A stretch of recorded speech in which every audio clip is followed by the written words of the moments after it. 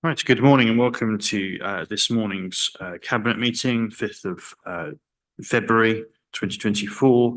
The first item is to receive apologies for absence, and I know Councillor Ringer is unable to make today's meeting.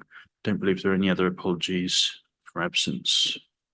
No, okay, bit of an echo, isn't there, on this microphone? There's not another one on in the room, is there? I can see. No, okay. Item 2 is the minutes of the meeting held the 8th of January. Were there any questions on the minutes? If not, I will propose that they are approved. Seconded by Councillor Barley and and all of those in favour. Everyone, thank you. Item 3, public questions and statements. I'm not aware of anything having been submitted. Item 4, declarations of interest. I suppose the only thing possibly from me is I do live quite close to Cabell Park, but it doesn't make a difference. It's a direct interest. It's not really, no, no.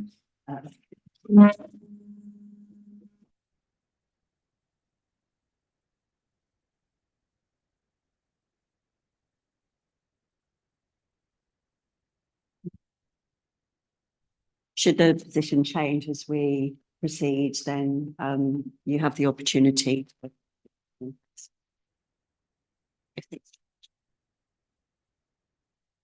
it doesn't make any difference to me. Okay, thank you. Recommendation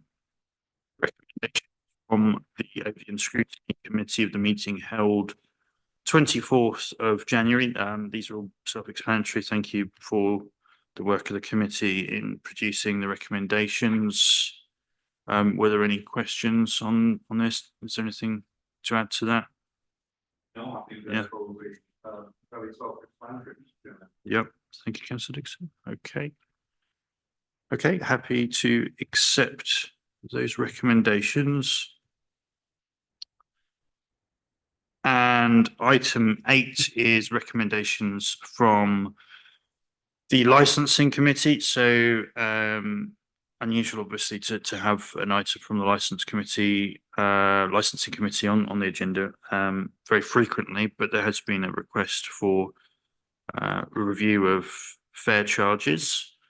I don't know if there's anyone that just wants to speak to this briefly. Thank you, Emily. Thank you. Good morning, councillors. We were approached by the taxi trade, the Hackney trade, to review the fares that they can charge for journeys within their vehicles.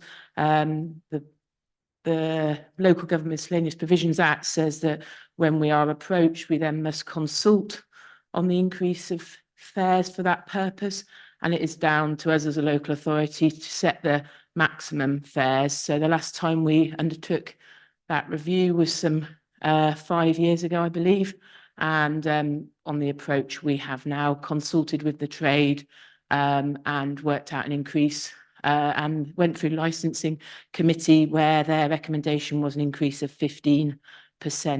Following approval from Cabinet, we'll then consult with the wider public on that through an advert in the North Norfolk News and is it Fakenham, Dereham and Wells Times or Fakenham and Wells Times. So if we have approval from Cabinet today, that'll be the next step in the process.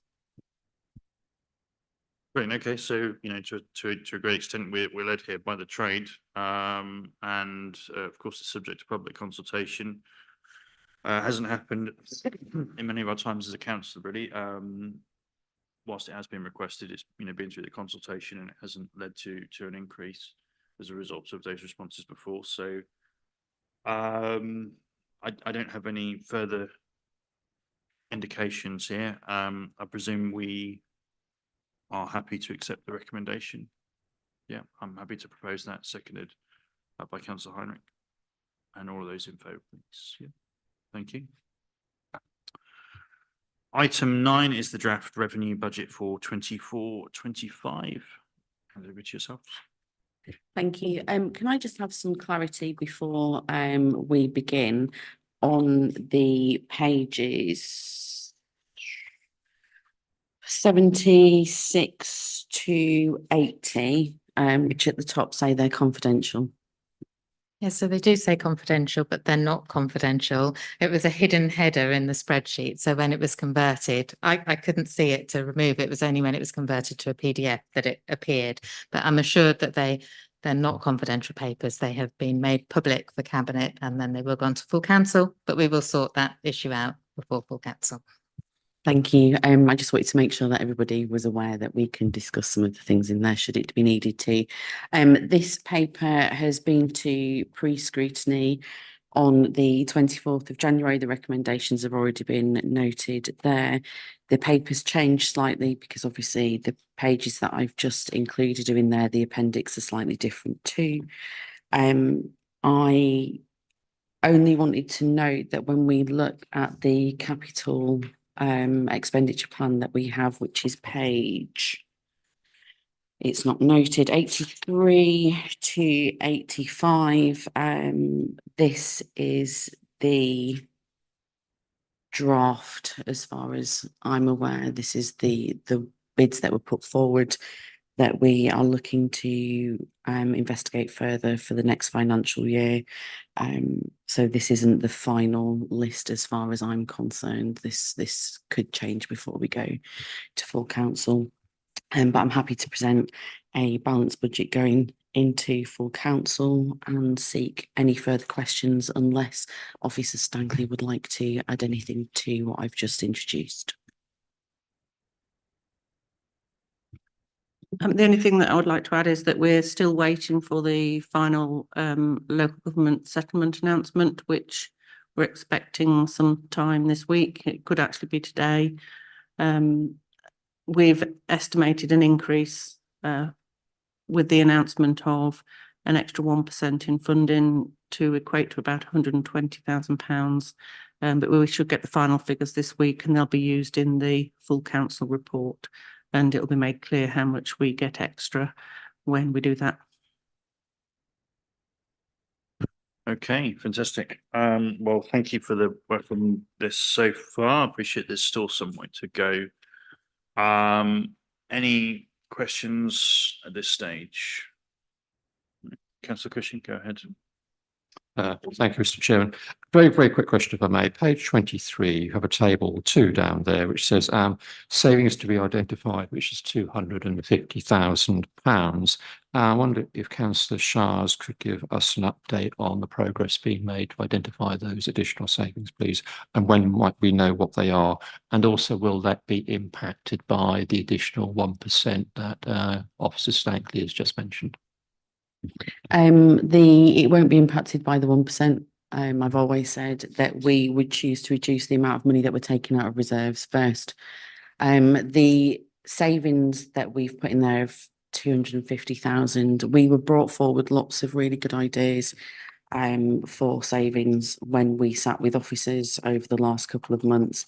And whilst overview and scrutiny committee, the papers were confidential to see the ones that we'd accepted, which in the majority are internal. There are some other things coming forward that we would like further investigation on. So I'm confident that with the list we were presented originally, there are additional savings that we will take in the next in this current financial year that we're setting the budget for. I'm just not happy to present them at the moment until we've got some further information. Each one of these lines, of course, is quite a significant, large, sometimes conversation, you know, to work out all the details and implications, and you know whether it's of course possible. So it does take some time to achieve this sort of work, but you know, an awful lot of work has been done thus far. But of course, the pressures on local government are unprecedented, and we say unprecedented every year now, but it really has got very significant, particularly with the impacts of temporary accommodation costs increasing £600,000 in the last year to around £1 million. Obviously, we've had the inflation And we've had delays in the introduction of legislation. Neighbouring authorities are facing greater pressures than ourselves. We're still in you know a reasonably better position than most, but it's certainly beginning to bite now more than I think it has done. This authority certainly since probably the early 90s, really, in terms of the inflationary impacts. So significant. Were there any other indications? Go ahead. Thank you, Mr. Chairman. A matter of a clarification, really. I'm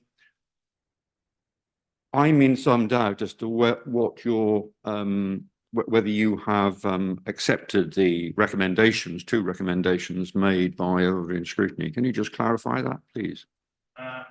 Yes, we spoke to that. Yes, Okay. yeah. Oh, well, I know you spoke to it. Yeah. But I wasn't clear whether you had accepted both as a Sure. recommendation. Sure, nothing objectionable there. Yeah, thank you. Thanks for asking for the clarity. Yes. Okay, anything further on this item? No. Sorry, just forgive me while I believe the next item is Treasury management strategy. And Councillor Shives, go ahead. Sorry, excuse me while I just turn to the correct page. This is late coming to Cabinet. It went to Overview and Scrutiny, and the committee felt that further training was required, which has been done now. So this went to Overview and Scrutiny at the same meeting. It's what we would plan to do, not necessarily what we are going to do should we need to invest or so. I'm happy to take any questions, but it has been to Overview and Scrutiny Committee twice now. Yes, yeah. No. Not today. Okay. Are you happy to propose? Then I'll propose it, yeah. Okay, thank you. Well, I'm happy to second that. Well, thank you for the work on this report again. Appreciate this is quite complex, and yes, thank you for bringing the report to. I think we do, yes. So can I just have a vote of all those in favour, please? That's unanimous. Item 11, this is North Norfolk District Council Corporate Peer Challenge, the draft action plan. So if you recall, we had the peer review with the team that came to the District Council from with experience of other authorities, both at an officer and a political level. We're very pleased with the report and the actions really suggested in terms of ways we can strengthen our authority in different ways. So this is obviously further to that. This is our plan to act on those findings. So relatively straightforward set of actions here that are reflective of the key findings. And obviously it's been to pre-scrutiny for discussion, and we'll be going back there. Of course, we will have a follow-up visit to talk about our progress in meeting those. There's already work, of course, underway in terms of meeting some of these action plan objectives, and that will take place over a period of time. So I'm happy to endorse this document and plan, and once again thank officers for their work in producing that document. Were there any questions? Dixon, go ahead. Thank you, Mr. Chairman. Not so much a question, just more a matter of emphasis, I think, on our recommendation B, that a report be submitted to Overview and Scrutiny following the LGA's revisit. I think the importance of that is worth just mentioning, because I think that we need to keep this topic live, and we need to ensure that those actions are followed through to the full. Yes, absolutely. So it's obviously fundamental that this is to a great extent a whole council approach to dealing with this. Obviously, overview scrutiny has its own part to play. And, personally, I will be monitoring progress, of course, but it's important that the overview scrutiny committee do so as well. And, there might be further learning, of course, along the way. So we would obviously seek to discuss that in future. Okay. Any other questions? I'm happy to propose the acceptance, seconded by Councillor Fredericks, and all of those in favour, please. That's unanimous. Item 12 is Cabell Park, Cromer. So this has emerged. Are you happy for me to just do a little brief introduction? Is that okay? This has emerged as a result of pressures really on Cromer Youth Football Club in finding locations for them to reliably play and train. For members that are unaware, we own land at Cabell Park. Previously, some of that land additional to that was disposed of to MedCentres for the construction of the doctor's surgery, and from that capital we hold a ring fence budget for that site / sports facilities in Cromer. So following the demise of Cromer Town Football Club, that's the adult team, albeit to confuse matters, there is an adult team within the youth team. This organisation, Cromer Youth Football Club, is really the town's football club. So where we are maintaining this ground, and this in fact will save some of the revenue costs and utilise a budget that is more or less ring fenced. So it's a win-win in many respects. Councillor Withington, I don't know if there's anything you wanted to say to add to that. No, I don't think there's anything else to add Yeah. really, and I'm sure Emily's here, so if there are further questions, people. Yeah, sure. Is there anything you want to add at this stage? No, thank you. Yeah, sure. Okay. All right then. And obviously, the other aspect I didn't mention is, of course, the parking for the hospital. That emerged really by chance. There were some pressures on parking around the Clare Road, Bottom Mill Road area, particularly on clinic days, and we've approached to secure some off-street parking. So that's been to the benefit of everyone. Of course, that continues. So that might be a concern, with some changing use of the site. That sorry, go ahead. Sorry, just to come in on that point, Tim, the development of Cabell Park for Cromer Youth wouldn't impact on the parking for the hospital. The lease that they've signed is between 6 AM in the morning and 6 PM in the evening. So we don't envisage that there'll be an impact on it being sort of dual use in terms of football and hospital parking. So yeah, absolutely, and that's that will be a comfort to residents who really haven't experienced any sort of significant impacts of on-street parking in recent years as a result of that initiative. So it's welcome and it continues. Councillor Shires, go ahead. Yeah, just under 5.2 with regards to costs. We have had conversations with officers about wanting to see the costs before anything goes ahead. But this is about our intent to make the investment. Yeah, sure, absolutely. And we'll obviously monitor the progress of the project ongoing. That's absolutely fine.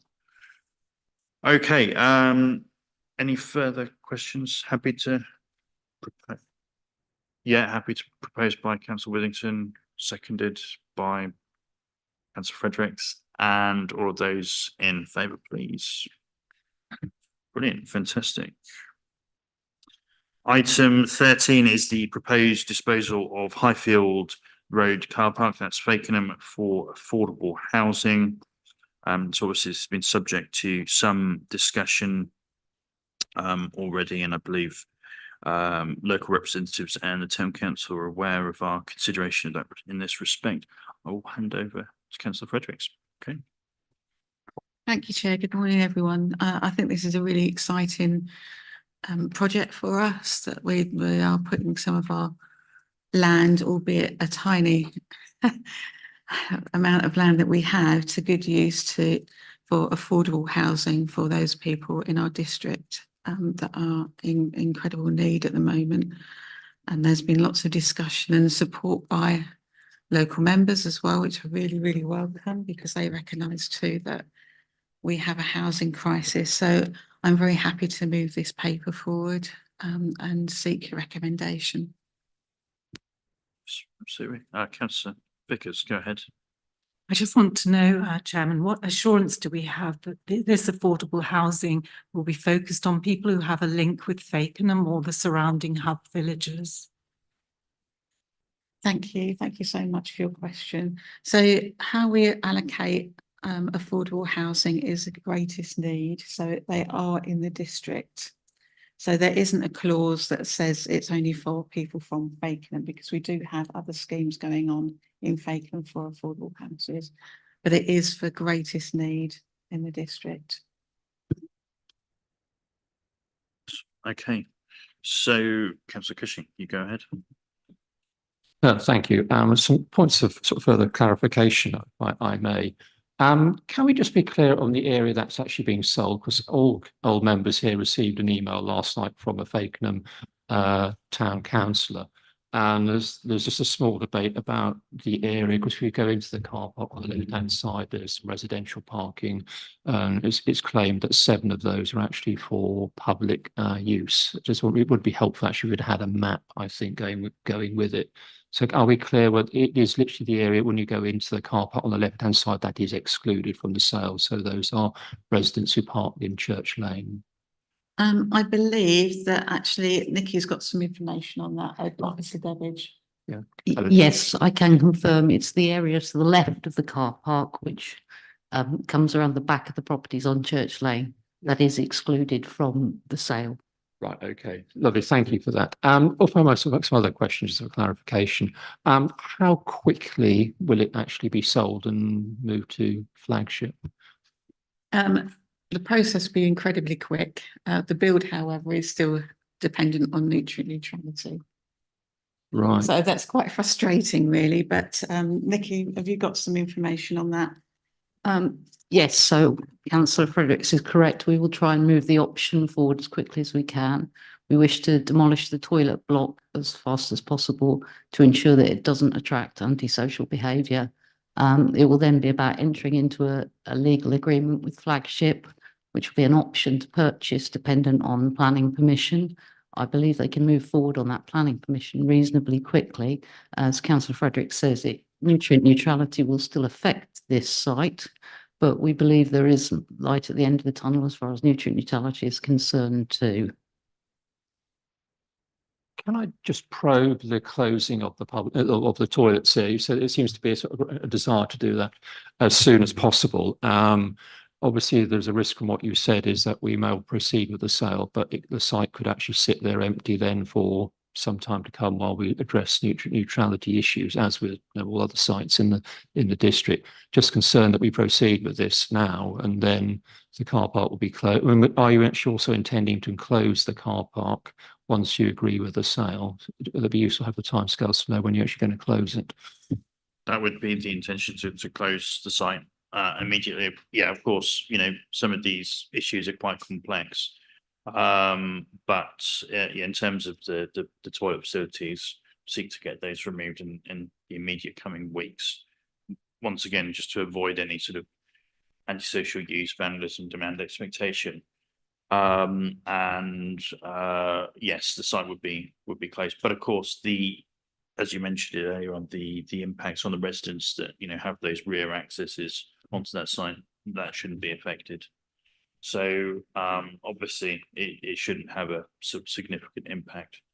Okay, if I may probe, what's the desire to close? I mean, the reason being given to close the toilets immediately is because of antisocial behaviour. Well, I'm not aware of any more antisocial behaviour on those toilets than there are any others in the district. They are obviously a facility that's used at the moment. Is there just a more pressing need, a financial one, in order to do that?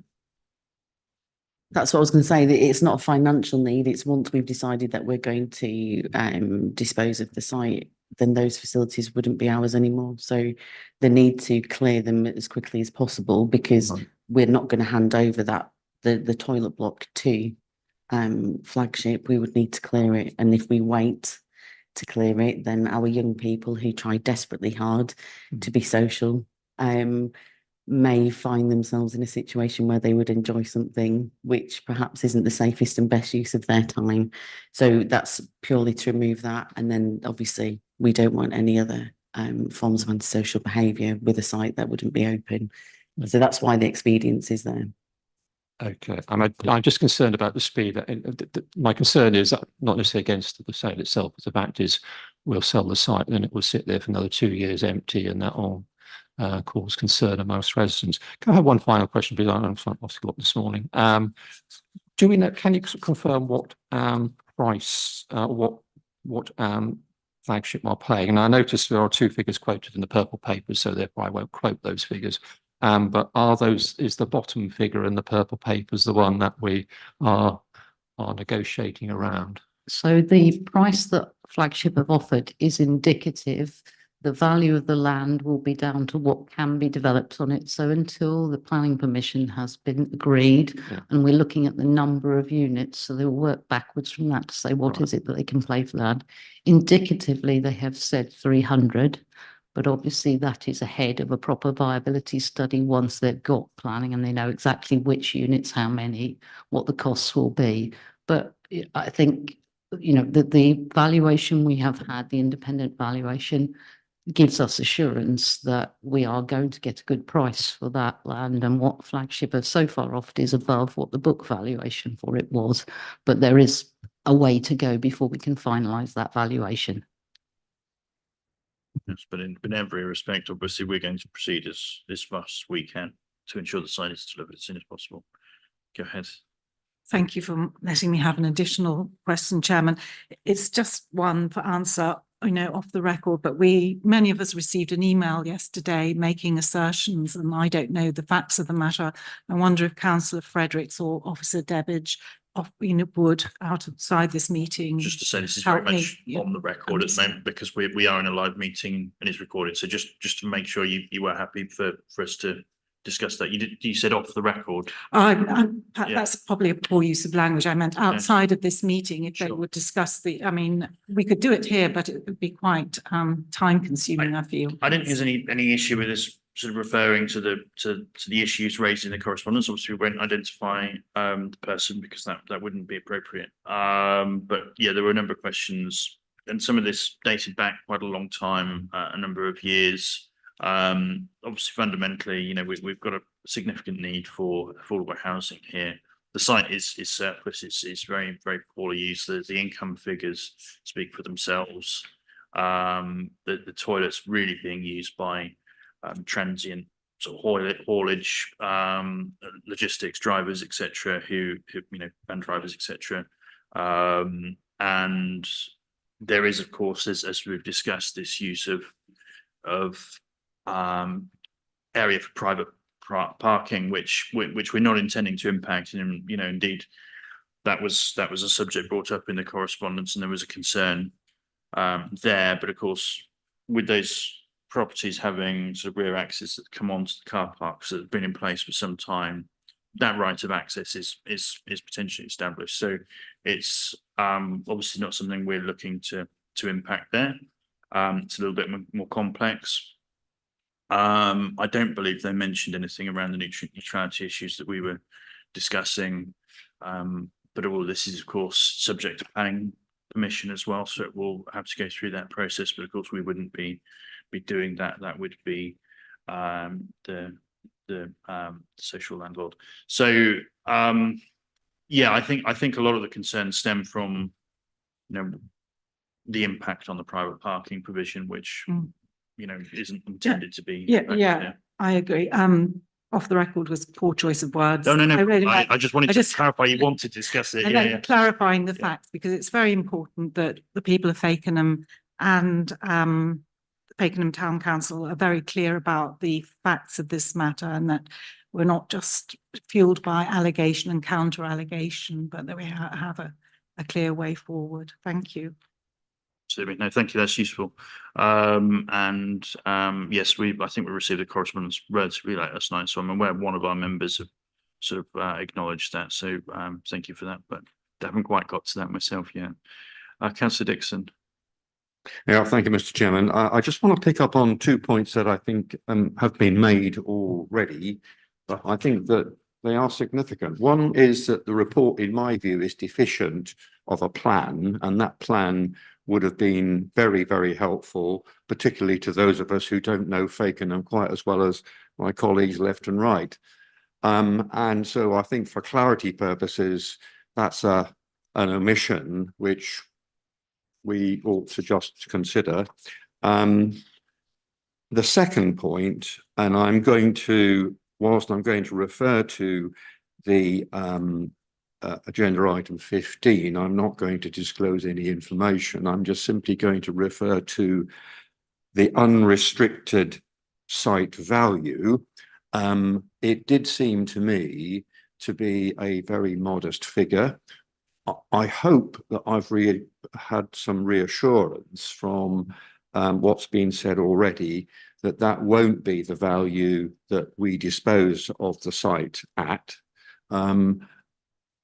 because there are other issues around planning and but it does seem to me, as it stands, to have been a very modest figure, and I am concerned that this authority gets the appropriate value under the best value requirements to ensure that the site gives a proper return. I'm mindful that obviously it's with affordable housing in mind, and one would give due weight to that. But as it stands, it does seem to me to be a very modest figure. Okay, so just on the first point, perhaps before this paper goes to full council, we can just have a sort of map to demonstrate where the location is. I think that's a significant problem. I think, as we've heard, we're talking about figures in excess of the book value here, but you've answered your own question in many respects in terms of delivery of affordable housing.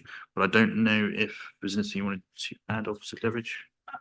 I mean, I have to be honest, we were a little surprised by the lowness of the value, but I suspect it relates to the fact that it is a site that's affected by nutrient neutrality. It's a relatively small site.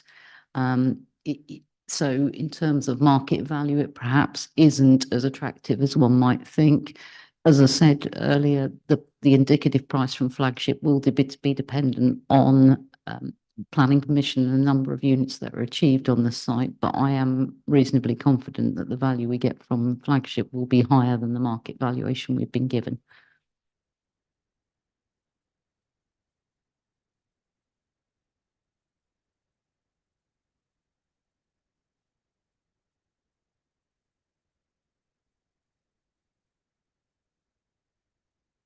Perhaps speaking without the microphone on. So I just wanted to say thank you for the questions, because I think it helps shine a light on a few of the areas that were of interest.